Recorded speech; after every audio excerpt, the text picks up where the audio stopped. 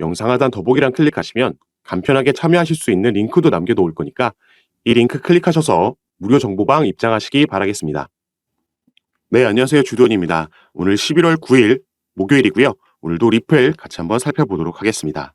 자, 우선 차트를 보시면 최근 엄청난 상승력을 보여줬고 여기에 대한 조정이 어느 정도 나오고 있던 부분을 확인할 수가 있습니다. 그래서 이 부분은 어제 영상에서도 말씀드렸지만 최근 만들어낸 상승력에 대한 차익 실현 물량을 소화하고 있는 부분이라고 말씀을 드렸고, 그래서 지지라인을 확인하면 다시 이 상승세를 이어갈 수 있을 것으로 본다라고 얘기해 드렸었죠. 그리고 오늘 다행히 그 지지라인을 만들려는 모습 일단 오전장까지는 보여주고 있습니다. 그리고 지금 시장이 다시 들썩이면서 비트코인이 4,800만 원 돌파에 성공을 했는데 여기에 대한 영향도 리플이 받고 있다라고 볼 수 있겠습니다. 자, 그래서 오늘 영상에서는 일단 가장 먼저 거시적인 이슈, 시장이 들썩이고 있는 새로운 현물 ETF 관련된 소식 먼저 간략하게만 살펴보고요. 리플도 개별적으로 브래드 갈링하우스 CEO의 인터뷰가 있었습니다. 소송에 대해서 견해를 밝혀있기 때문에 이 부분까지 오늘 같이 살펴보면서 최근 소식 업데이트 해드리도록 하겠습니다. 자, 여러분들은 오늘 영상 본격적으로 시청하시기 전에 밑에 있는 구독과 좋아요 버튼 한 번씩만 눌러주시면요. 제가 이렇게 영상 제작하는 데 큰 힘이 된다는 점 말씀드리고, 또 추가로 영상 밑에 더보기란 클릭하시면 간편하게 참여하실 수 있는 카톡방 링크도 제가 남겨놨습니다. 들어오시면 오늘 살펴볼 이런 뉴스와 정보들 가장 빠르게 카톡방에서 공유해드리고 있고, 또 여러분들께서 보유하고 계신 코인들의 평균 단가 그리고 비중은 어떻게 나눠서 투자하고 계신지 이 포트폴리오 구성을 보고 현재 여러분들 상황에 맞게 개별적으로 전략과 타점 잡아드리고 있으니까요. 이런 부분 받아보시면서 함께 투자하실 수 있는 공간이니까 여기에도 관심 가져주시고 한 번씩 확인해 주시면 감사하겠습니다. 자, 그럼 가장 먼저 이 ETF 소식부터 같이 한번 살펴보면요. 지금 비트코인이 오랜만에 2%대 상승력을 보여주고 있는 이유가 바로 여기에 있습니다. 자, 미국의 증권거래위원회 그리고 그레이스케일이 이 비트코인 현물 ETF 출시에 대해서 논의를 하고 있다라는 외신 보도가 나왔기 때문이죠. 그리고 이 바로 전에 블룸버그에서 또 긍정적인 전망이 나와줬습니다. 이 블룸버그의 애널리스트들이 현재 미국의 SEC는 비트코인 현물 ETF를 검토 중이며 이게 승인된다라고 하면 9일부터 17일 이 안에 발표가 나올 가능성이 크다라고 얘기하고 있습니다. 그리고 이 시기가 그러니까 이번 달이 지나고 나면 1월 10일 이전에 이 날짜는 가장 먼저 비트코인 현물 ETF를 신청했던 아크 인베스트에 대한 승인 날짜죠. 이 기한이 데드라인인데 이전에 승인될 가능성이 90%라고 설명을 했습니다. 자, 이 부분이 지금 시장이 가장 주목하고 있고 기대하고 있는 부분이죠. 이 비트코인 현물 ETF가 승인된다라는 건, 그리고 여기에 대해 신청한 기업들도 블랙록과 피델리티와 같은 미국 월가의 대규모 자산 운용사들이기 때문에 승인됐을 때 이 기업들이 운영하고 있는 자산 중 2% 정도만 현물 ETF에 투입된다라고 해도 비트코인의 시가총액은 지금 200%, 2배가 뛸 수 있다라는 전망이 나오고 있기 때문에 여기에 당연히 우리가 기대를 해볼 수밖에 없겠죠. 어쨌든 금융시장에서는 이 자금에 의해서 시세가 형성이 되고 차트가 만들어지는 거기 때문에 대규모 자금 투입은 곧 엄청난 상승이라는 결과를 가져올 수 있기 때문입니다. 자, 그래서 이 부분이 지금 시장에 새롭게 나온 속보라고 볼 수 있겠고요. 자, 그럼 이제 리플 관련된 최근 소식도 같이 한번 살펴볼 건데요. 자, 브래드 갈링하우스라는 리플의 CEO가 최근 핀테크 컨퍼런스에서 인터뷰를 가졌고 여기서 SEC와의 소송에 대해서 언급을 했습니다. 자, 대법 3심까지도 불사하겠다라는 강력한 의지를 보여줬는데요. 최근 SEC는 리플에게 벌금 합의를 제안했다라고 했습니다. 이 부분도 CEO가 인정을 해줬는데 여기서 편견 가득한 합의안을 받아들일 수 없었다라고 얘기를 했죠.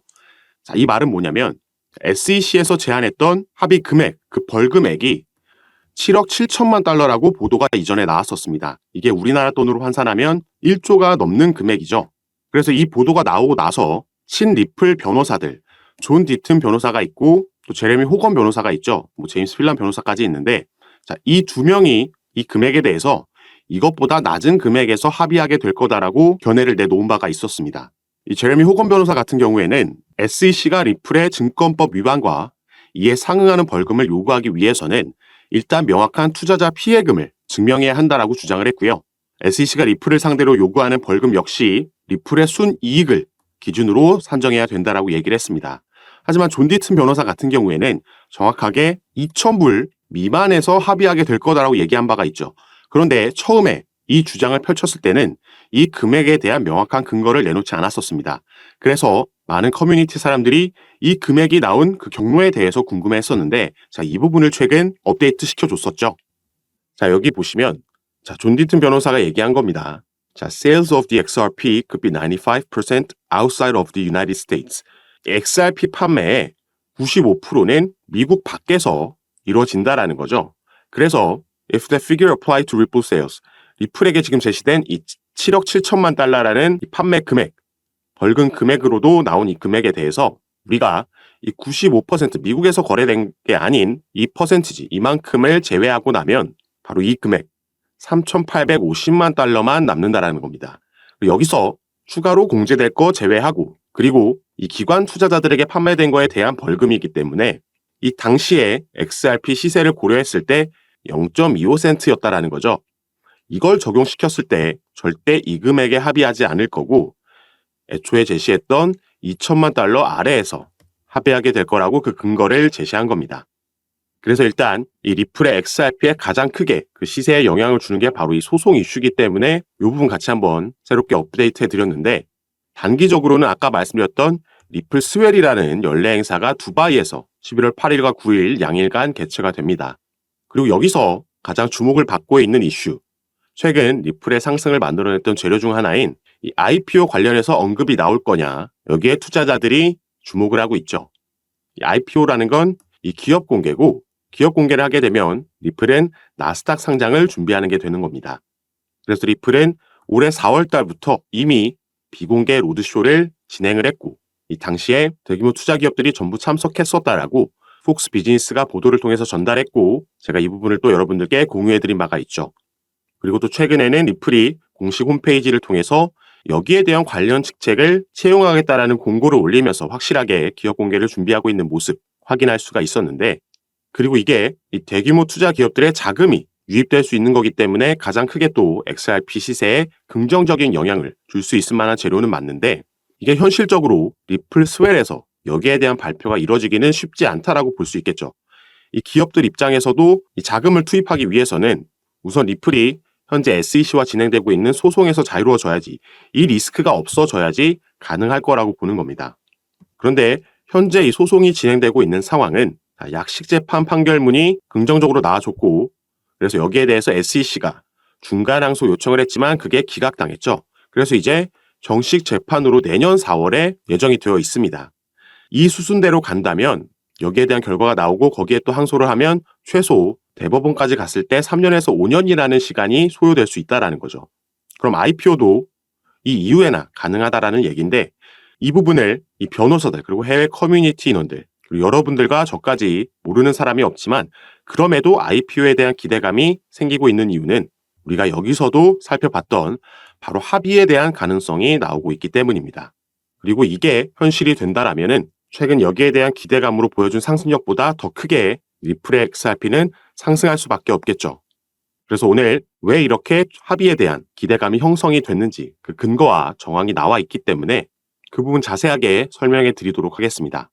그리고 이런 부분은 아까 영상 초반에도 말씀드렸지만 제가 여러분들과 함께 운영하고 있는 이 카톡방에서 가장 빠르게 공유해 드리고 있고, 이런 이슈에 따른 상승력 그리고 조정이 나왔을 때, 또 악재가 나왔을 때 이 장세의 흐름과 시장의 반응을 확인하고 우리는 그 장세에 맞춰서 알맞게 매수 매도 타점 그리고 비중까지 잡아드리고 있고요. 여러분들께서 보유하고 계신 평균 단가와 또 비중을 보고 개별적으로 이런 부분 상담 도와드리면서 함께 매매를 진행하고 있습니다. 그리고 당연히 카톡방은 전부 무료로 운영하고 있는 거니까요. 이 부분 안심하시고 여러분들은 위에 보이시는 제 전화번호 010-6531-7908번 제 전화번호로 숫자 7이라고만 문자로 보내주시면요. 제가 이 문자를 확인하는 대로 순차적으로 연락드려서 카톡방 초대 도와드릴 겁니다. 그리고 문자 전송 힘드신 분들은 아까 말씀드렸던 영상 밑에 더보기란에 간편하게 참여하실 수 있게 제가 링크로도 남겨놨으니까 이 부분 통해서도 들어오셔서 제가 드리는 정보들과 타점, 비중과 전략까지 받아보시면서 여러분들 투자 판단에 참고하시고 매매 진행하시면 더욱 좋을 것 같습니다. 자, 그럼 이제부터 가장 중요한 이 합의 관련된 정황과 그 근거 살펴보도록 하겠습니다. 제가 최근에 이런 소식을 전달해 드렸습니다.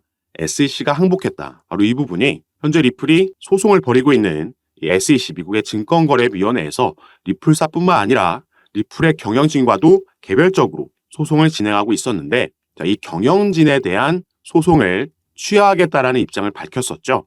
그리고 여기에 대해서 이 소송을 관장하고 있는 토레스 판사가 자, 이와 같이 공식 문건을 통해서 granted, 승인을 했습니다. 그리고 이 승인한 문서에 보시면 이 11월 9일이라는 날짜가 나와 있죠. 이 11월 9일이라는 날에 이 양측이 브리핑 스케줄을 제출하라는 내용이 들어가 있는 겁니다. 그리고 이 날짜는 토레스 판사가 임의로 지정한 날짜가 아니라 SEC에서 먼저 제안한 날짜입니다. 그래서 이 부분 오늘 같이 한번 살펴볼 건데요. 자, 이게 바로 합의와 또 관련이 있는 내용이기 때문에 바로 한번 살펴보도록 하겠습니다. 자, 여기에 보시면 이 SEC가 현재 이 소송을 관장하고 있는 아날리스 토레스 판사에게 공식 서한을 통해서 이 리플 경영진에 대한 소송 취하 의사를 밝혔습니다. 그리고 그 공식 서한 안에 바로 이런 내용이 들어 있었기 때문에 지금 합의에 대한 가능성이 다시 얘기가 나오고 있는 건데요. 자, 여기에 보시면 The SEC and Ripple intend to meet and confer on a potential briefing schedule with respect to the pending issue in the case. 자, SEC는 지금 리플과 만나서 현재 보류되고 있는 이슈에 대해서 이 사건에서 보류되고 있는 이슈에 대해서 그 가능한 스케줄을 지금 잡고 싶어 합니다. 자, 이들이 여기서 논의하고 싶어 하는 거는 proper against Ripple for its Section 5 violations, 증권법 제5조를 위반한 것에 대해서 with respect to its institutional sales of XRP, 기관에게 판매한 XRP에 대해서 논의를 하고 싶어 하고요. 11월 9일까지 정확하게 날짜를 지정해 놨죠. 이때까지 법원에 논의 일정을 제안을 하거나 아니면 양측이 동의할 수 없을 시에는 법원의 브리핑 일정을 요청하겠다. 이런 내용이 이 공식 서한 안에 담겨 있었다라는 겁니다.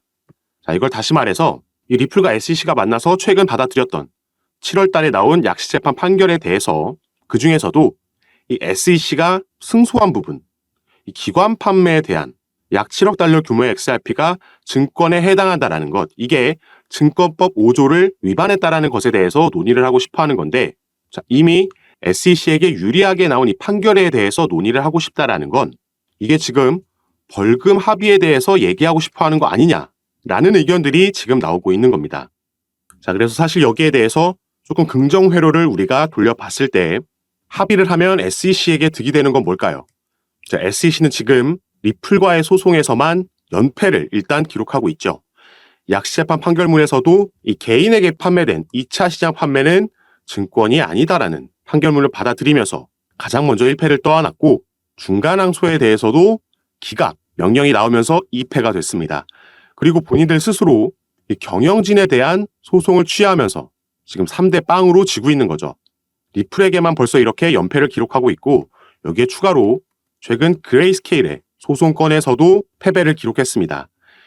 이 비트코인 현물 ETF로의 전환건에 대해서 법원이 재검토하라고 SEC에게 명령을 내렸죠.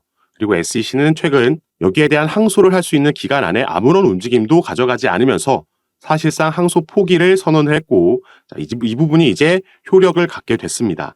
자, 그럼 이런 상황에서 SEC가 만약에 벌금 합의를 하게 된다라면은 적어도 기관 투자자들에게 판매된 건 증권이다라는 판례를 만들 수 있으면서 추가 망신을 피할 수 있게 되는 거죠. 그리고 뭐 리플이 득을 볼 수 있는 건 너무나도 명확합니다. 여기에 대한 벌금은 지불하더라도 일단 이 소송 리스크라는 그동안 계속해서 XRP의 발목을 잡았던 가장 큰 리스크에서 해소되면서 이 부분이 해결되면 전부터 꾸준히 말씀드렸던 기업 공개, IPO가 본격적으로 진행이 될 수 있겠다. 그러면서 대규모 투자 자금, 나스닥으로 상장되는 기업이 되면서 엄청난 상승 모멘텀을 경험할 수가 있을 겁니다. 그리고 이전에도 제가 한번 합의에 대한 가능성을 언급하면서 보여드렸던 게 바로 이 아날리스 토레스 판사가 내린 중간항소 기각에 대한 이 명령서였습니다.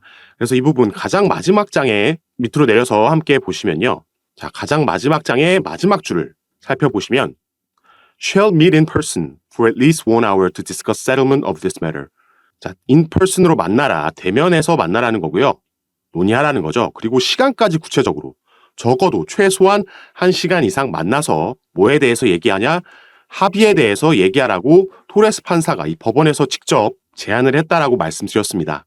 그리고 그 시기 같은 경우에는 prior to the final pre-trial conference, 이 마지막 컨퍼런스 전에, 이 마지막 컨퍼런스는 final pre-trial conference는 4월 16일 오후 2시라고 스케줄이 정해져 있죠. 그래서 이 전에 만나서 최소한 1시간 이상 만나서 합의에 대해서 얘기하라는 명령이 있었던 겁니다.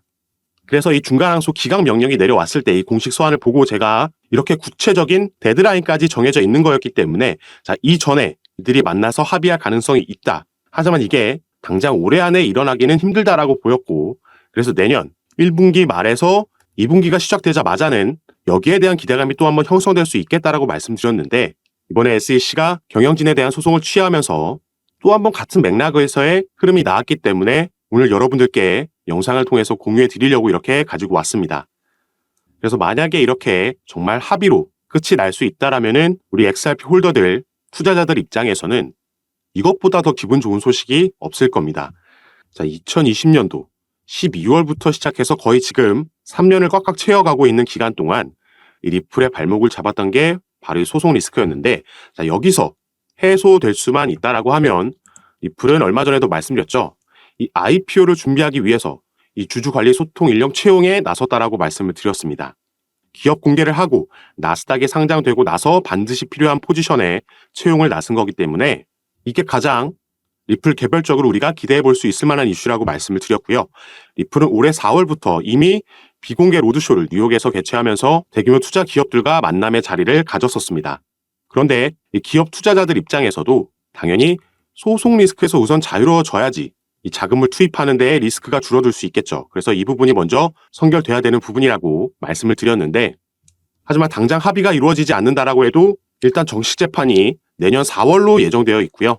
이게 또 배심원 판결로 진행될 예정이 있기 때문에 또 한 번 리플이 승소할 가능성이 높다라고 보고 있습니다. 어쩌면 SEC도 이 부분을 인지하고 있을 거고 그렇기 때문에 추가 패배, 추가 망신사를 경험하지 않기 위해서 그 전에 벌금 합의에 도달할 수도 있다라는 가능성에 대해서 오늘 말씀드렸고 XRP 시세 같은 경우에는 700원 돌파가 쉽지 않은 모습을 보여주면서 답답해하시는 분들이 많으시겠지만 너무 일봉 보면서 일희일비하실 필요 없다라고 어제 영상에서도 말씀드렸습니다.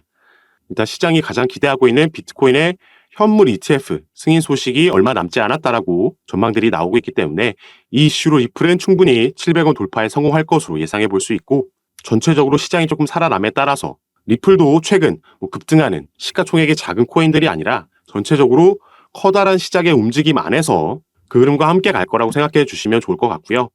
자, 그리고 이 영국의 크립토 인사이트라는 이 차티스트의 차트 분석을 하나 가지고 왔는데요. 자, 이 부분 보시면 리플 XRP의 주봉 차트입니다.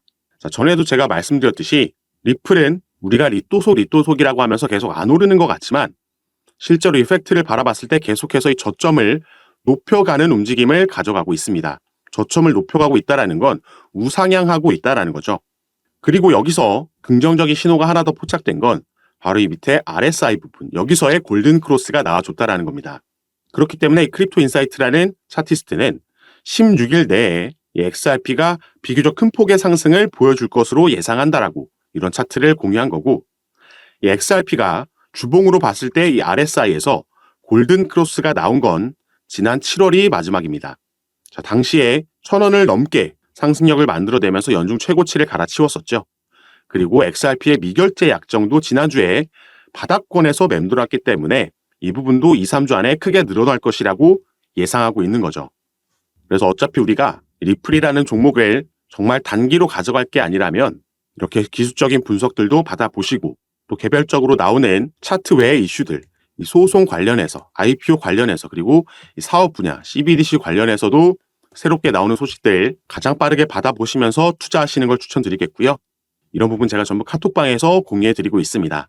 그리고 당연히 이 카톡방은 무료로 운영하고 있는 거니까 이 부분 안심하시고 여러분들은 위에 보이시는 제 전화번호 010-6531-7908번 제 전화번호로 숫자 7이라고만 문자로 보내주시면요. 제가 이 문자를 확인하는 대로 순차적으로 연락드려서 카톡방 초대를 도와드릴 겁니다.